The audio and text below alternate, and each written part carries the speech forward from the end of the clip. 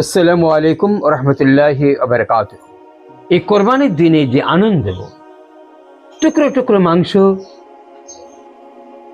একে অপরকে দেওয়ার মধ্যে যে আনন্দ, আত্মীয় স্বজন, প্রতিবেশী, সমাজের মানুষ তাদেরকে দিয়ে যে আনন্দ, উৎসর্গের যে আনন্দ, আত্মত্যাগের যে আনন্দ, এটার নাম বকরা ঈদ বা কোরবানি। আপনি প্রচন্ড পরিমাণে হাসি খুশির মধ্যে আছেন, কেননা আপনার বাড়িতে খাবার হচ্ছে, মিষ্টি, দই, অন্যান্য খাবার, ভালো ভালো খাবার হচ্ছে, বাড়িতে হবে। এই জন্য আপনার মনটা আনন্দিত আছে। আপনার ছেলে মেয়েকে নিয়ে আপনি খাবেন। এই জন্য ৪,৫০০ বছর ধরে এই কোরবানি আসেনি। আপনি খাবেন তার জন্যে, বরং আপনি যতটুকু দই কিনেছেন, আপনি যতটুকু মিষ্টি কিনেছেন, আপনার বাড়িতে যা খাবার হয়েছে তার মধ্যে বড় লোককে বাদ দিয়ে, বড় লোকের চান্স দ্বিতীয়ত, কিন্তু প্রথমত আপনি আপনার প্রতিবেশীর মধ্যে যাদের খাবার দাবার একটুখানি কম, গরিবী হালাত বেশি, তাদেরকে আপনি পাঠিয়ে দেন। শুধু গোস্তের এক টুকরো পাঠালেই হবে না, আপনার বাড়িতে যে খাবার হবে ওই খাবার আপনি পাঠিয়ে দেন তাদেরকে, সামান্য করে হলেও। এটা আমাদের কাছে একটা বিশাল নতুন ব্যাপার হয়ে গেছে, কিন্তু আল্লাহ রাসূল বলছেন যে প্রতিদিনই, দৈনন্দিন আপনার যে জীবন, সেই জীবনের ক্ষেত্রে আপনার যদি তরকারি শর্ট থাকে, তবে আপনি সেই তরকারিতে একটু ঝোল দেন বেশি করে, দিয়ে আপনি প্রতিবেশীকে ঝোলটা পৌঁছে দেন। এটা প্রতিদিনের, দৈনন্দিন আপনাকে খোঁজ খবর নিয়ে এটা করার কথা ছিল, কিন্তু আমরা সেটা করিনি, পারিনি খোঁজ খবর নিতে। এই জন্য বাৎসরিক যে একটা ঈদ, সেই ঈদের দিন অন্তত তাদের খোঁজ নিয়ে তাদের বাড়িতে কিছু পাঠানো। ইয়তীম বাচ্চা যদি থাকে, যাদের আব্বা নাই, কিংবা আব্বা আছে মা নাই, যে কোনো একজন নাই কিংবা দুজনই নাই, ওদেরকে অগ্রাধিকার আগে দিন। গরিব মানুষ আবার এতিম মানুষ, সেসব বাচ্চাদেরকে আপনি অগ্রাধিকার আগে দেন। এখানে ইহুদি নাসারা কিছু নাই, যার মা নাই, যার আব্বা নাই, যে দরিদ্র মানুষ, পৃথিবীর কিচ্ছু না দেখে তাদেরকে জিয়াফত করুন, এবং তাদের জন্য আপনি অংশগ্রহণ করেন, তাদেরকে জিয়াফত করে খাওয়ান কিংবা তার বাড়িতে পৌঁছে দেন। এটাই হলো ঈদ, আত্মিক ঈদ। এটা কোরবানির কিন্তু সম্পর্ক হৃদয়ের সাথে বেশি, 90% হৃদয়ের সাথে বেশি। আপনি ওই বাচ্চাটিকে খাওয়াবেন। ঈদে আপনি ধরেন আপনি দিতে পারেননি, কিন্তু কোরবানিতে আপনি দিতেই হবে। আপনাকে দূরে আত্মীয় স্বজন, সেখানে আপনি গোশত নিয়ে যাবেন। এই ব্যাপারটাও খুব সুন্দর। তাদের সঙ্গে অন্যান্য সময় যোগাযোগ করা হয় না, কিছু দেওয়া হয় না।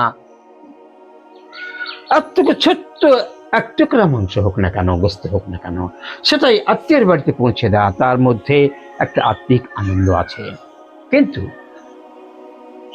আপনার পাশেই একজন ইহুদি, একজন খ্রিস্টান, একজন অমুসলিম আছেন, তারা যে মাংস খায়, খাসির মাংস তো খাবে, তো যেটুক আপনার বাড়িতে খাসির মাংস কেউ দিয়ে যাবে। আপনার যদি খাসি নাই থাকে, তাহলে আপনি খ্রিস্টান, ইহুদি, নাসারা যারা আপনার প্রতিবেশী, তাদেরকে আপনি পাঠান। আপনি দেখবেন তার মধ্যে একটা আলাদা আনন্দ, নান্দনিক অনুভূতি আছে। সকালবেলাতে উঠে গোসল করুন, আতর ব্যবহার করুন, নতুন পোশাক ব্যবহার করুন। যদি না পারেন, আত্মার যে পোশাক সেটা কি হবে? আপনি আপনার দেহে, শরীরে নতুন পোশাক পরে আছেন, আর একেবারেই জরাজীর্ণ অবস্থায় আছে আপনার আত্মা। আপনি মিথ্যা ত্যাগ করতে পারেননি,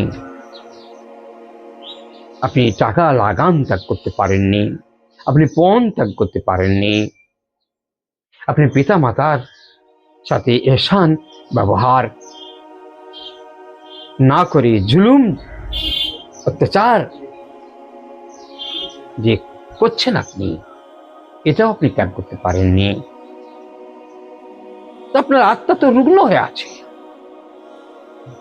এই জন্য আত্মার দিকটাও ভাবতে হবে। এখানে শুধু গোস্তের দিকটা ভাবলে হবে না। এই জন্য আপনি ক্ষমা চেয়ে নেবেন। আপনার বড় ভাইয়ের সাথে মনে করুন আপনার সম্পর্ক নাই, আপনি ভালো করে আতর ব্যবহার করে নতুন জামা পরে ঈদ করতে গেলেন, কোরবানি করতে গেলেন, এবং আপনার একটা বড় খাসি আছে, না, এটার নামে ঈদ না। আপনি বড় ভাইয়ের, ছোট ভাই, যারা ভাই বোন, আত্মীয় স্বজন একেবারে কাছের, অন্তত তাদের কাছে ক্ষমা চেয়ে নিন। যে আপনি যান ঈদগাহে, দেখেন কত মজা, কত আনন্দ। আপনার ভুল স্বীকার করুন, তার মধ্যে কত আনন্দ দেখুন। একটা বিষয় মনে রাখতে হবে, আপনাকে এক রাস্তায় যাবেন আর এক রাস্তায় আসবেন, এটা কিন্তু নিয়ম। আমাদের কিন্তু তা করে না, এমনি সবাই চলে যায় আবার ওই রাস্তাতে ফিরে আসে, এটা কিন্তু নয়। এক রাস্তায় যাবেন আর এক রাস্তায় ফিরে আসবেন, এটাও ঈদগাহে যাওয়ার একটা নিয়ম। আল্লাহু আকবার, আল্লাহু আকবার, লা ইলাহা ইল্লাল্লাহ, আল্লাহু আকবার, আল্লাহু আকবার, ওয়ালিল্লাহিল হামদ। তাসবিহ পড়তে পড়তে যাবেন, পড়তে পড়তে আসবেন। এবং আরেকটা বিষয় আছে যে আমরা কোরবানি করে দিয়ে হয়ে গেল, কিন্তু না,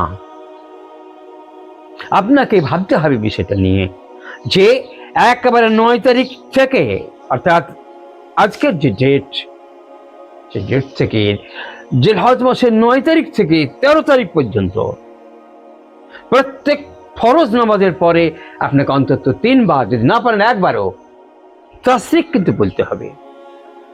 কিন্তু আমরা করি কি, আমরা কোরবানি করে দিলাম এবং বিভিন্ন জায়গায় চলে গেল, নামাজ তো নাই। আমাদেরকে করতে হবে কি, নামাজটাও পড়তে হবে, পড়ার সময় এই তাসবিহ কিন্তু করতে হবে। তাসবিহ কি বললাম?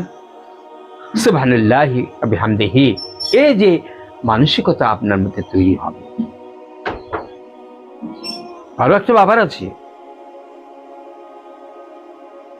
সমাজের মধ্যে যারা খুবই দরিদ্র, তাদেরকে বাড়িতে দিয়ে আসতে পারলে সব থেকে ভালো।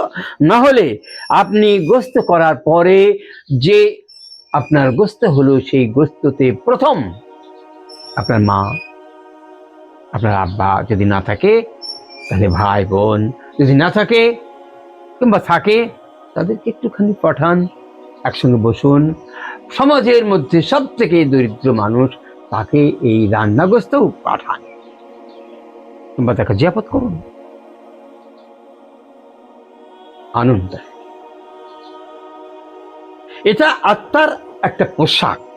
আত্মাকে সংরক্ষণ, পোশাক তো আমাদেরকে সংরক্ষণ করে, আত্মার সংরক্ষণের একটাই মাধ্যম, তা হলো দরিদ্র শ্রেণীর মানুষেরকে খাওয়ানো, তাদেরকে দেওয়া, তাদের দান করা। এর মধ্যেই আত্মার পোশাক নিহিত রয়েছে, আত্মা সংরক্ষিত হয়। এই জন্য আগামীকাল এই যে কোরবানি, এই যে বকরা ঈদ, এই গোস্তটুকু আপনি নিজে যতটুকু খাবেন, সারা বছরই তো আপনি গোস্ত কিনছেন, খাচ্ছেন, কিন্তু যারা সত্যিকারে খেতে পায় না, যারা সত্যিকারের দই, মিষ্টি, লাচা, ফল, কারি, এসব জিনিস সত্যিকারই সবসময় খেতে পায় না, এটা টার্গেট আপনার থাকতে হবে। আপনি ওই দিন তাকে জিয়াফত করে খাওয়াবেন। এখানে ইহুদি নাসারা দেখার দরকার নাই, হিন্দু মুসলিম দেখার দরকার নাই, করবেন। বিশিষ্ট বিভিন্ন অতিথি যারা বড়লোক, তাদের সঙ্গে আপনার সম্পর্কটা একটু আজকের দিনে, অর্থাৎ সেই দিনে কম থাকবে। আপনি দরিদ্র মানুষের পাশে দাঁড়ান, আপনি বাড়ির খাবার এবং গোস্তের টুকরো দুটোই তাদেরকে একটু বেশি বেশি দান করার চেষ্টা করেন। আপনি দেখবেন আপনার অন্তর থেকে, আত্মা থেকে এই ত্যাগের মধ্য দিয়ে যে আনন্দ হবে, ওইটাই হলো বকরা ঈদ। আসসালামু আলাইকুম ওয়া রাহমাতুল্লাহি ওয়া বারাকাতুহু।